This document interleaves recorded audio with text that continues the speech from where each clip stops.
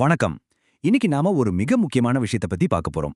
எப்பவுமே செய்திகளை சும்மா மேலோட்டமா பார்க்கறத விட அதோட பின்னணிய முழுசா புரிஞ்சுக்கிறது தான் ரொம்ப அவசியம். அந்த வகையில எபோலா வைரஸ் பரவலை தடுக்க தமிழ்நாடு அரசு இப்ப எடுத்திருக்கிற முன்னெச்சரிக்கை நடவடிக்கைகளோட முழு பின்னணியையும் இந்த தொகுப்புல ரொம்ப தெளிவா நாம அலச போறோம். சரி, ஒரு நிமிஷம் யோசிச்சு பாருங்க. தமிழ்நாட்டிலேயோ ஏன் இந்தியாவிலேயே கூட இப்போதைக்கு எபோலா வைரஸ் பாதிப்பு ஒருத்தருக்கு கூட இல்ல. நிலைமை இப்படி அமைதியா இருக்கும்போது எதற்காக ஏர்போர்ட்டுகள்ல திடீர்னு இவ்வளவு தீவிரமான எச்சரிக்கையும் கெடுபிடியான சோதனைகளும் நடக்கணும்? கொஞ்சம் குழப்பமா இருக்குல்ல? ஆனா எந்த ஒரு நோயா இருந்தாலும் சரி, வருமுன் காப்பதே சிறந்தது இல்லையா? அதுதான் இப்போ இங்க நடந்துட்டு இருக்கு. உலகளவுல என்ன நடக்குதுன்னு கவனிச்சிங்கன்னா, காங்கோ, உகாண்டா மாதிரியான ஆப்பிரிக்க நாடுகள்ல எபோலா அதிவேகமா பரவிட்டு வருதுன்னு உலக சுகாதார நிறுவனம் ஒரு பெரிய எச்சரிக்கையே விடுத்திருக்காங்க. ஆனா நம்ம இந்தியாவோட நிலை என்ன? நிம்மதியா மூச்சு விடுங்க, நம்ம ஊர்ல பாதிப்பு கச்சிதமா 0, ஒரு கேஸ் கூட இல்ல. ஆனாலும் நாம 100% முன்னெச்சரிக்கையா ஒரு பிரிகாஷனரி மோட்ல இறங்கிட்டோம் அப்படிங்கிறது தான் இப்போதைக்கு ரொம்பவே ஆறுதலான விஷயம். உலகளாவிய எச்சரிக்கையும் இந்தியாவின் நடவடிக்கையும் என்னன்னு இப்ப பார்ப்போம்.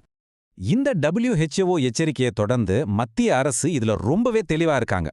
நோய் தொற்று இருக்கிற நாடுகள்லேருந்து வர்ற சர்வதேச பயணிகள் மூலமா இந்த வைரஸ் நம்ம ஊருக்குள்ள எந்த காரணத்தை கொண்டும் நுழைஞ்சிடக்கூடாது. இதற்காக எல்லையிலேயே, அதாவது விமான நிலையங்கள்லயே வைரஸை தடுத்து நிறுத்துறது தான் இப்போதைய மெயின் டார்கெட். சிம்பிளா சொல்லணும்னா இது ஒரு பக்காவான பார்டர் டிஃபென்ஸ் ஸ்ட்ராட்டஜின்னு சொல்லலாம். விமான நிலையங்கள்ல நடக்கிற இந்த தீவிர கண்காணிப்பு எப்படி இருக்குன்னு கொஞ்சம் விரிவாவே பார்ப்போம். தமிழ்நாட்டை பொறுத்த வரைக்கும் வெளிநாடுகள்ல இருந்து வரக்கூடிய ஆபத்தை எதிர்கொள்ள 3 முக்கிய நுழைவாயில்கள் இருக்கு. சென்னை, கோயம்புத்தூர், அப்புறம் திருச்சி பன்னாட்டு விமான நிலையங்கள். இந்த 3 இடங்கள் தான் இப்போ அதிகாரிகளோட முழு கண்காணிப்புல இருக்கிற டார்கெட் ஏரியாஸ். இன்னையிலிருந்து இந்த ஏர்போர்ட்டுகள்ல சர்வதேச பயணிகளுக்கு கூடுதல் சோதனைகள் ரொம்பவே கட்டாயமாக்கப்பட்டிருக்கு. ஒரு பயணி உள்ள நுழையணும்னா சும்மா வந்துட முடியாது. இந்த 3 முக்கியமான கட்டங்களை தாண்டியாகணும். முதல்ல தெர்மல் ஸ்கிரீனிங் மூலம் காய்ச்சல் இருக்கான்னு செக் பண்ணுவாங்க. ரெண்டாவது, அவங்களோட முந்தைய டிராவல் ஹிஸ்டரி தீவிரமா அலசப்படும். மூணாவதா செல்ஃப் டிக்ளரேஷன் ஃபார்ம், அதாவது சுய அறிவிப்பு படிவத்துல அவங்க கொடுக்கிற தகவல்கள் எல்லாம் சரிபார்க்கப்பட்ட பிறகுதான் அவங்க உள்ளேயே அனுமதிக்கப்படுவாங்க.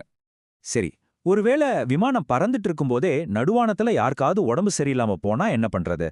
அதுக்கும் ஒரு சாலிட் பிளான் இருக்குங்க. யாருக்காவது காய்ச்சலோ இல்ல வேற அறிகுறிகளோ தெரிஞ்சா உடனே அவங்கள ஃப்ளைட்லேயே ஐசோலேட் பண்ணிடுவாங்க. விமானம் லேண்ட் ஆனதும் எந்த டிலேவும் இல்லாம நேரடியாக அவங்கள கிரவுண்ட்ல இருக்கிற மெடிக்கல் டீம் கிட்ட ஒப்படைக்கணும்னு ரொம்ப ஸ்ட்ரிக்டான ஆர்டர்ஸ் பாஸ் பண்ணிருக்காங்க.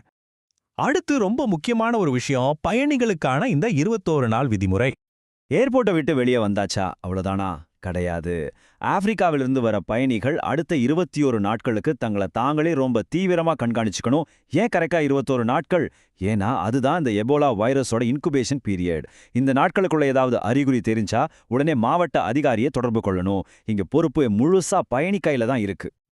இந்த 21 நாள்ல எதையெல்லாம் நாம உன்னிப்பா கவனிக்கிறோம்னு கேட்டீங்கன்னா, வெறும் காய்ச்சல் மட்டும் கிடையாது. கடுமையான தலைவலி, வாந்தி, அப்புறம் வயிற்றுப்போக்கு, இந்த 4 அறிகுறிகள்ல எது இருந்தாலும் சரி, அதை அலட்சியப்படுத்தவே கூடாதுன்னு நம்ம மருத்துவ குழுவினர் ரொம்ப ஆணித்தரமா எச்சரிக்கிறாங்க.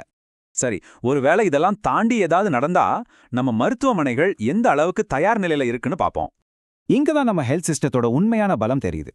ஒருவேளை யாருக்காவது அறிகுறி உறுதியானா பேனிக் ஆக வேண்டிய அவசியமே இல்லை.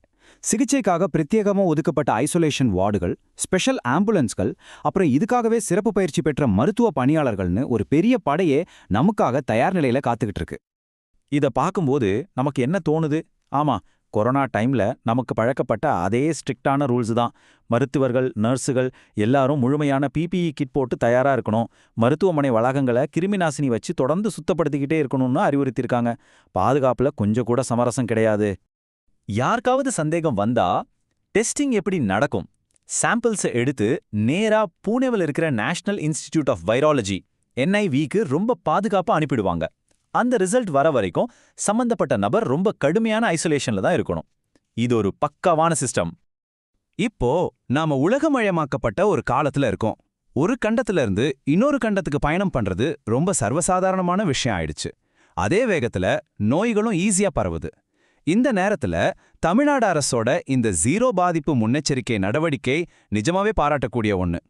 ஆனா இங்க ஒரு பெரிய கேள்வி எழும்புது. இனி வரும் காலங்கள்ல நாம வெளிநாட்டு பயணம் செஞ்சாலே இது மாதிரியான நோய் தடுப்பு கவசங்களும் கண்காணிப்புகளும் தான் நம்மளோட நியூ நார்மலாக போகுதா? நீங்க என்ன நினைக்கிறீங்க? யோசிச்சு பாருங்க.